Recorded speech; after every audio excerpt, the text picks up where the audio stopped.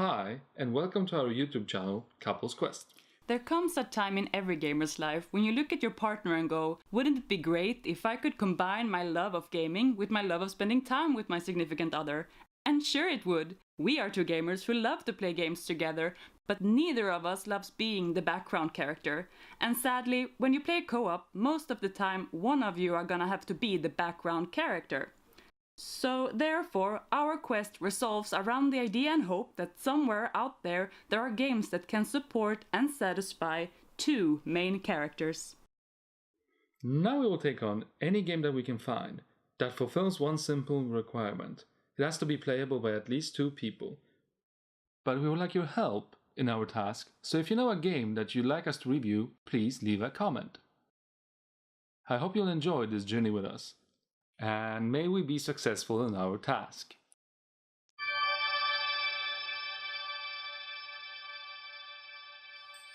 This time we are reviewing the new Super Mario Bros. For Wii.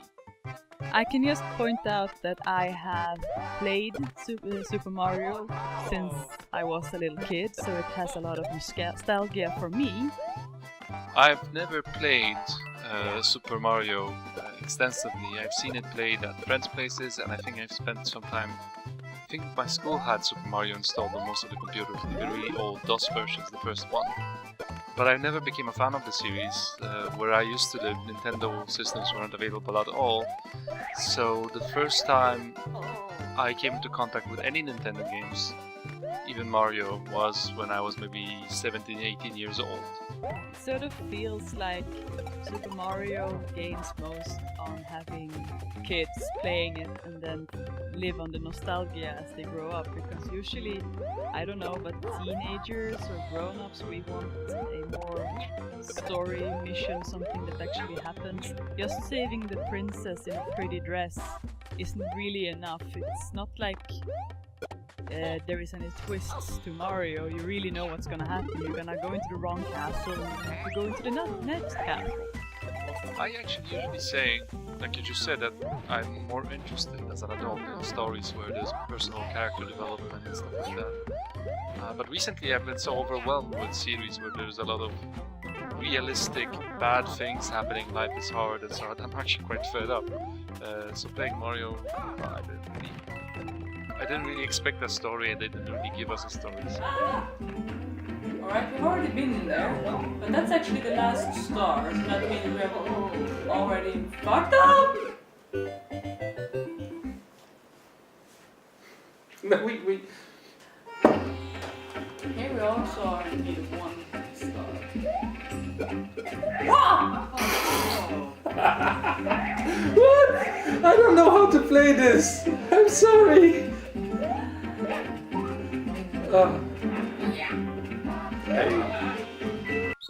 Yes, basically Princess Peach gets captured and you're supposed to save her by 8 levels of torment.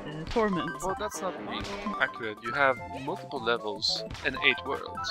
You beat levels one after the other, and when you've completed all the levels for a world, you move on to the next one. At the end of each world, there's a castle where you think Prince Peach is, but once you get there and beat the final boss, you discover that, oh no, the princess is in another castle.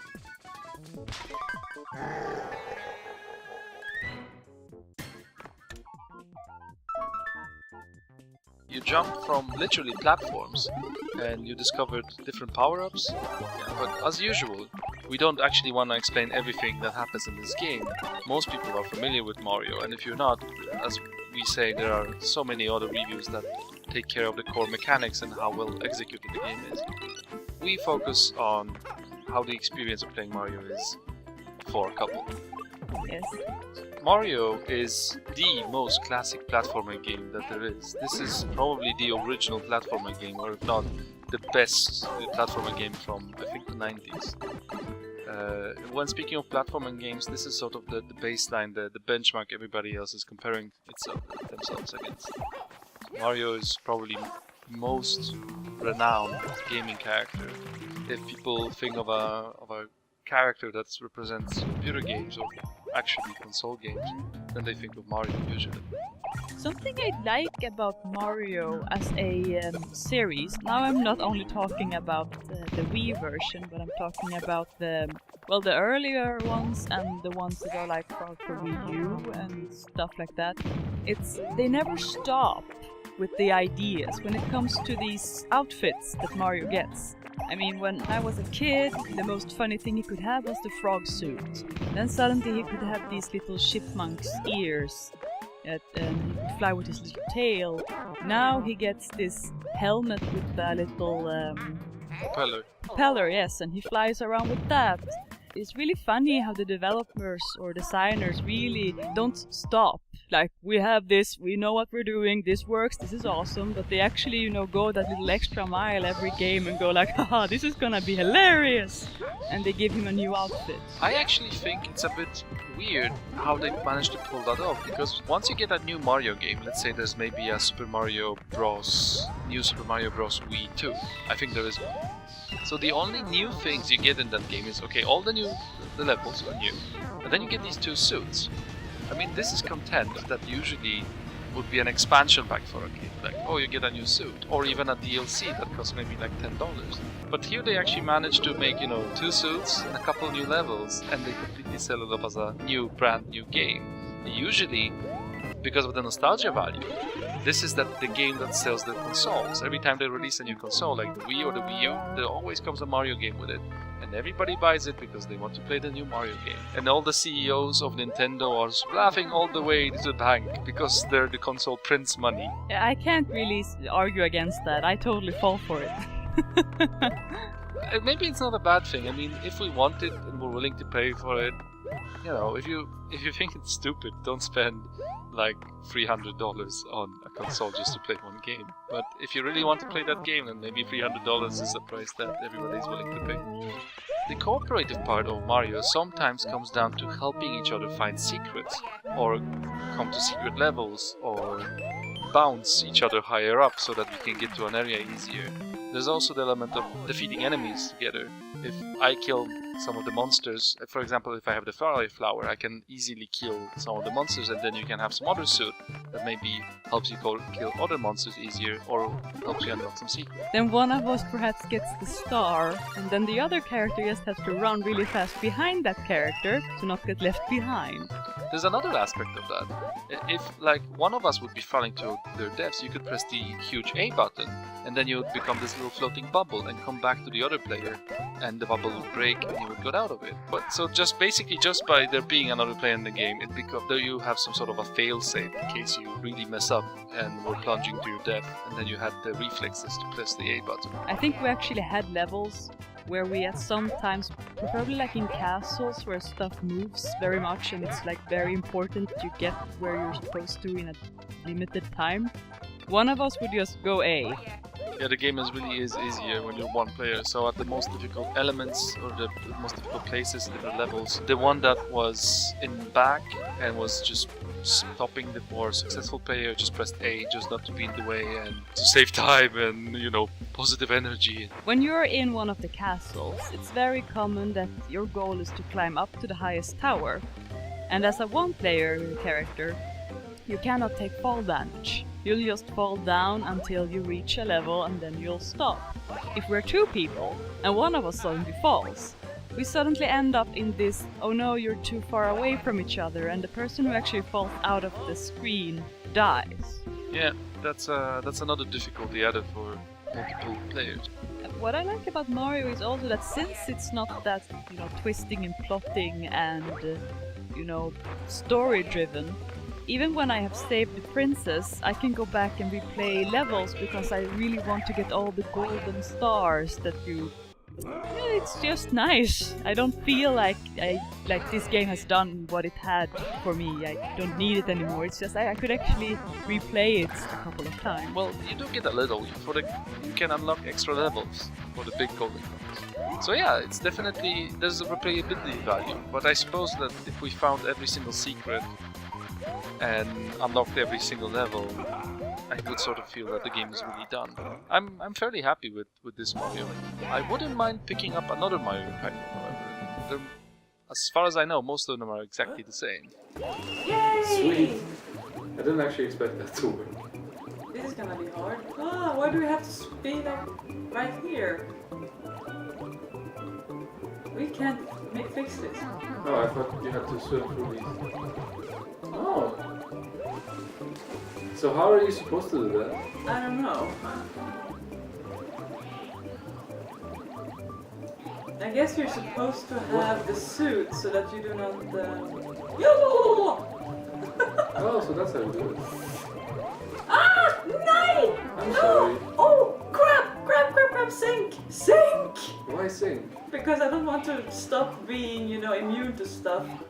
I don't remember us ever, getting mad at each other at least. A little bit, but it's also... I mean, I'm pretty sure I got upset, and when I get upset, I just get upset. It's not targeted, I'm just upset. But I also realize that I'm upset because of the game, and I can sort of rationalize about it. I think you got tired of playing faster than I did, and that's very rare when it comes to the two of us. Usually I get tired first. Absolutely. Every time we stopped playing Mario, it was me asking to play because I couldn't take the humiliation anymore. But, having said all that, we finished Mario. We've completed all 8 worlds. We've saved the princess. She is back to her birthday party, I think.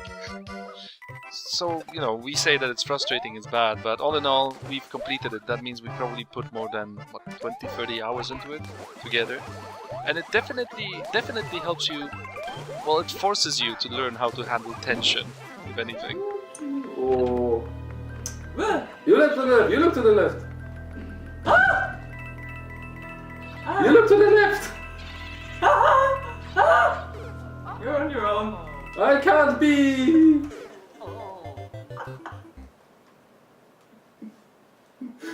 Okay, so I can't be. Well, we definitely lie in the sofa crying a lot, and mostly from laughter. Sometimes out of frustration. I think there's a lot of clips of me throwing stuff or making faces at the screen. We'll see how that turns out, but there's a lot of frustration, but it's good fun. I mean, now that I think about it, I've enjoyed it. I was pretty pissed at times.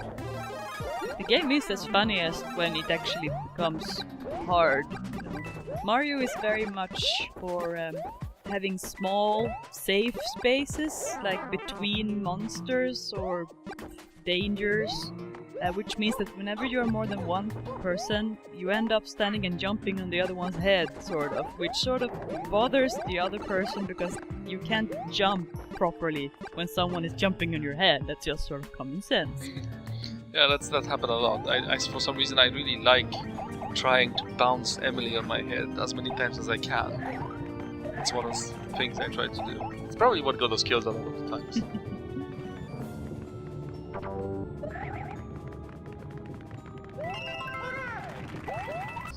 How does the game work for a couple? Well, if you're secure in your relationship, if you don't have any hidden tensions, it can work really well. I'd be actually a little bit worried if there's maybe some buried problems in between the partners. Playing such an intensive, difficult game could definitely bring them to the surface. I don't have anything to add. Well, we enjoyed playing it. I'm sure it taught us a lot, maybe not as much about cooperation as some other games we've played, but we did need to cooperate.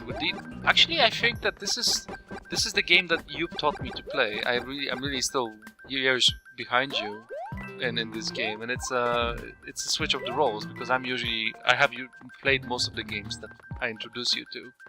And this was the other way around. Mario is very forgiving, for me at least, because it only has like the A and B button, and then you just run with the arrows or whatever you call them. And when every other game that you get like the Xbox controller, I'm just totally lost with all these combo push thingy. I am more like the person who just spams the A button and hope for the best. So Mario actually feels sort of nice. It's not hard. I can just hold B and run, and when something comes at me I'll press A to jump over it, and hopefully I'll land somewhere safe. And that's a very big if. Especially if someone dies in the background and makes me just drop to the ground. Exactly. So does Mario work for couples? yes, Mario works for couples, especially for couples who are confident in the relationship. And likes to laugh at each other. Oh yeah. Oh yes, definitely. If you have a little bit of a mean spirit and you don't mind pulling pranks on your partner, this is the game for you. Because if you have any sort of serious consideration of completing these levels, you can't do that all the time. That will just... If there's one of you who wants to complete these levels and has some sort of like progression drive, this game needs to be finished, this level needs to be finished even well, or all the secrets need to be revealed, and the other partner just decides that it's more fun dying or killing the other person or being in the way, then it's gonna be frustrating, even more frustrating. Very frustrating. Hopefully you can make a compromise. Absolutely. It's a difficult game. I think it was more difficult as a couple game than if I would have played it by myself. Mostly because I need to bring your character along with me. Even though if I could actually pick you up and run the entire course with you on my shoulders, you wouldn't allow that. So you're saying you had to carry me? Yes. Yes, well, we'll talk about that later. So, what makes this game special or different from other games? Well, mostly I would say that usually co-op games are designed for you to help each other. Mario is more like you're designed to tolerate each other. You're designed to be in each other's way. More or less. It's almost like a competitive game. I mean, you're both not really working towards the same goal. You're both running towards the same goal. You are in each other's way, literally. You can't block the other person. And there is a moment of competition between us. Like, everybody wants to be at the flag first. Everybody wants to be at highest at the flag. That's very true. Then again, these golden coins that are all over the games, they are usually placed... Well, usually they're placed in places where you can actually get to them. But you and I both discovered coins where we thought it more appropriate just to send one of us to its death. Oh yes. Mario is a game about sacrifice, usually sacrificing one of you. A lot of these golden coins were... Probably there was a better way of getting them, but most of those we got by suicide jumping and possibly using this sort of cheat where you turn into a flying bubble and can go back to your partner. But Mario is definitely a game about sacrifice. So how was it to play Super Mario Bros. On Wii as 2 people? Well, we have mixed feelings about this, because I have had episodes where I'm lying, doubled on the sofa laughing really, really hard. But whenever I do that, Adam usually don't. Yeah, I find the experience very frustrating. I'm an experienced gamer. I played a lot of computer games and I expect myself to be good at them. But when playing Mario, I just suck so bad. I mean, I literally can die on the first Goomba, this little enemy, which I think is there for just like demonstration purposes. I get so frustrated and so stressed, I completely spaz out, and it's like mid-air I switch my direction of falling and death, my first life gone. It's at least very forgiving that way, because you don't actually ever become game over in Super Mario, you just get a continuing. The only way to actually see how bad you are is to see how many times you get a continuing. Absolutely. I think by the end of the game I had around 37 continuous use, meaning that I've depleted all of my lives around 37 times. The experience of playing as 2 players or more is more difficult than playing by yourself, because the maps are designed for multiple players, but they're just so much easier to complete when you're alone. When another player dies, even if you're mid-air, you freeze up and lose your momentum, which often results in your own death. You can also bump into each other, which stops you or hinders you from jumping or executing your plan. It even happens that you can throw something at another player and they actually take damage from it. And if you're playing with somebody as a skill as me who spazzes out and starts to shaking this motion-sensitive controller, I can even accidentally pick up Emily's character and throw her into the lava. Yeah, that was funny actually. I can't help it, Mario just makes me laugh.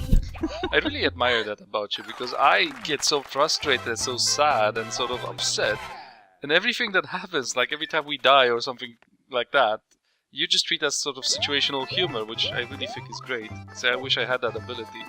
I have this. Many hours of playing Mario in my childhood. You just have to laugh at some stuff. I still have this inbuilt performance need that I need to do well in games, so it's hard for me to come over. So, would you play another Mario game with me? if Yes. you had the opportunity? Okay, I didn't even get to finish my question. So do we need to buy the Wii U now? Maybe not only because of Mario. So this is the third episode of Couples Quest. Hopefully you're enjoying our show, and we'll see you again. See ya! Bye! Bye. I can do that one. I thought I could have done that one! Come on! I was wrong, eh?